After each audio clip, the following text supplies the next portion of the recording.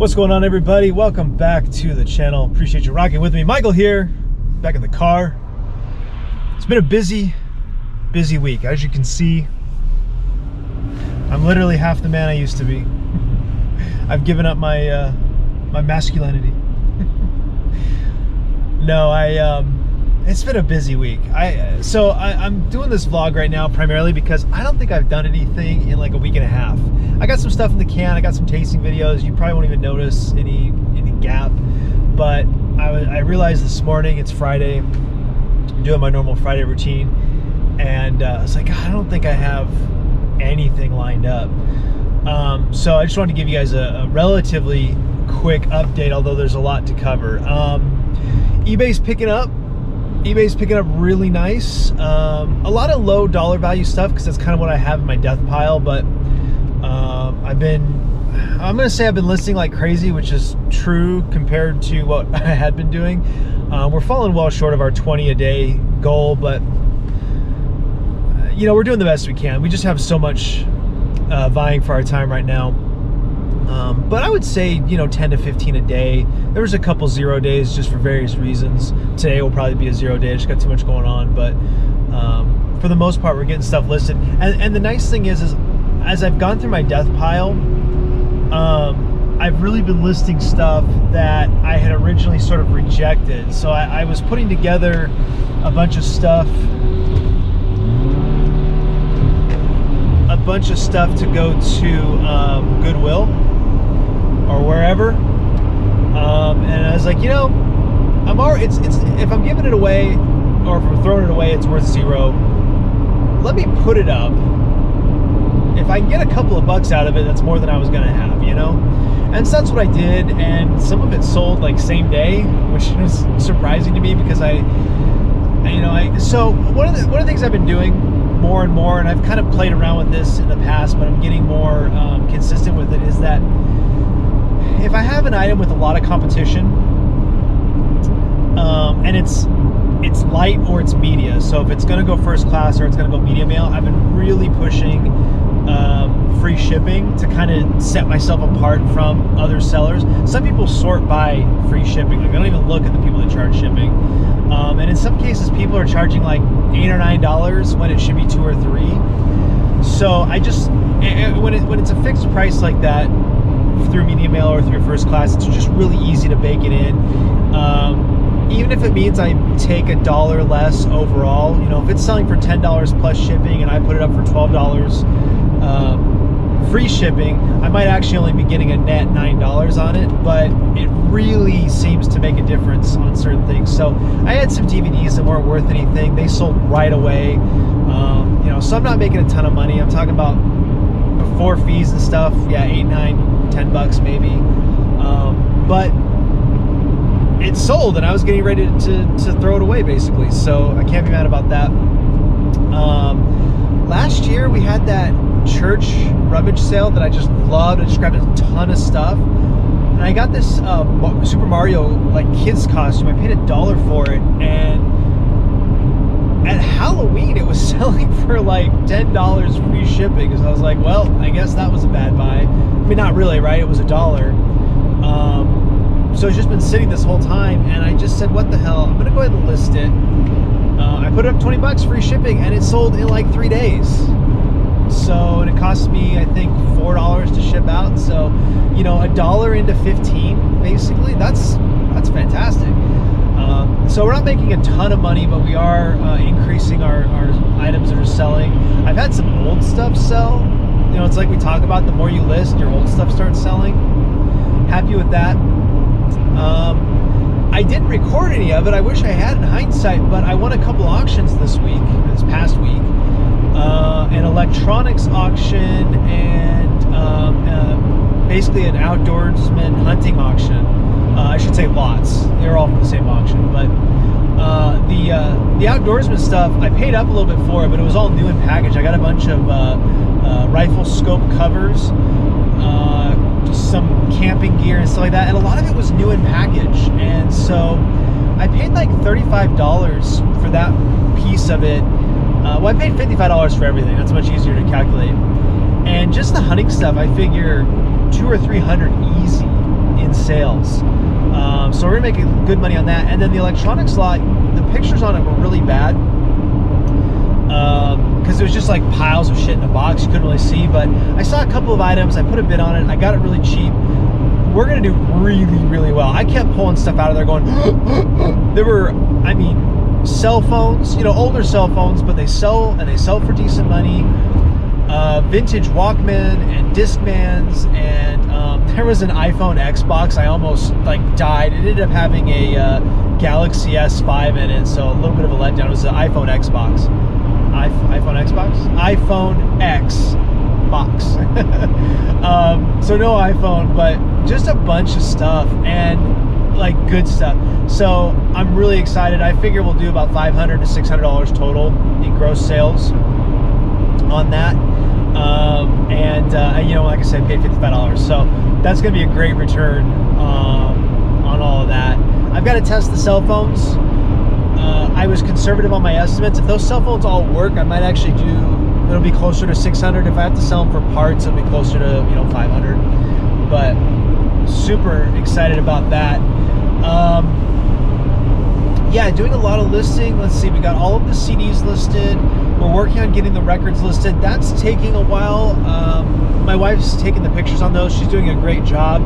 Super thorough, way better than I did on my first lot of records. But definitely, I wanted to make a point to take better pictures of this record lot. And we're actually going back. I might go back and take new pictures of the old records. None have sold yet, but we're getting a lot of interest. There's a lot of watchers, a lot of views. So I'm optimistic that those will do well. I've got a little bit into those. I paid up for those a little bit, but I think we'll be good when it's all said and done. So happy about that. I also I had a bunch of the aviation stuff. You guys remember I picked up a bunch of aviation stuff, and I finally got around to listing that a couple weeks ago. That stuff has been selling like crazy. I've made great money already on the aviation stuff. Super excited for that, and we still have a lot left. Like, I've only sold a couple, 3 or 4 pieces out of that, and I think I've doubled or tripled my money. I was into those for very little. The drive to go get them almost made them not worth it. But obviously in the end it was definitely worth it. So really happy about that. Shaved off my beard. I've been thinking about shaving it off anyway. It's just kind of what I do. I grow it out because I don't like shaving, and then eventually I kind of get tired of the beard and I decided to shave it off.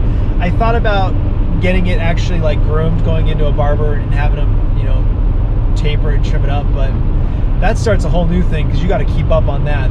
You know, that kind of cleanup only lasts a week at most, you know, before you got to trim it up again. And I don't usually talk about my clients, but I took a meeting with JP Morgan yesterday, and I just it was last minute. I basically woke up to a message that they wanted to meet first thing in the morning, and I was like, crap, you know, because I kind of looked like hell. So I jumped in the shower and I shaved it all off and took the meeting, and the meeting was fine, but I didn't walk away from it excited. I'll just be perfectly blunt. The meeting was fine. Didn't get a good vibe from the I don't know what his title is, the executive that I was meeting with.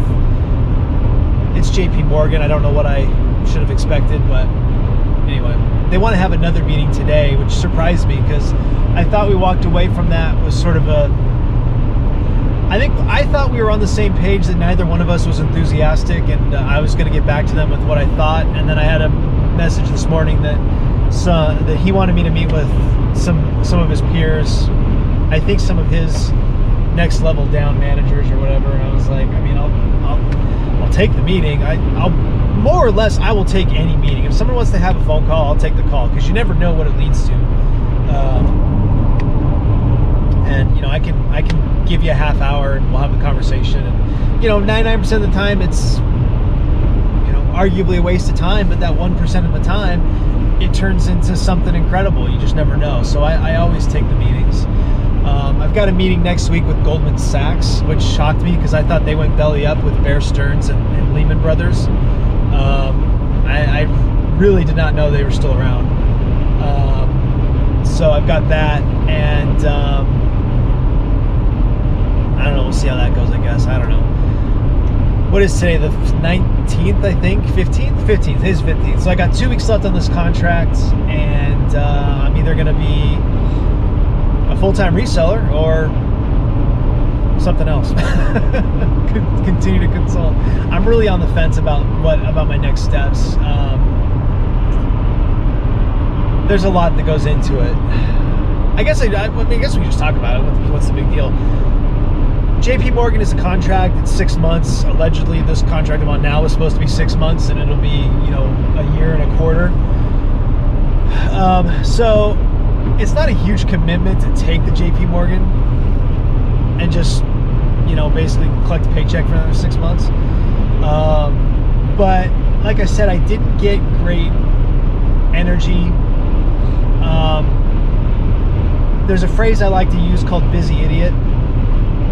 And it covers a lot of ground, and at this point I've expanded it to mean well beyond what it's supposed to mean. But I just got the impression that their culture is they equate being frantic and overwhelmed with accomplishing something, and that's just not my personality.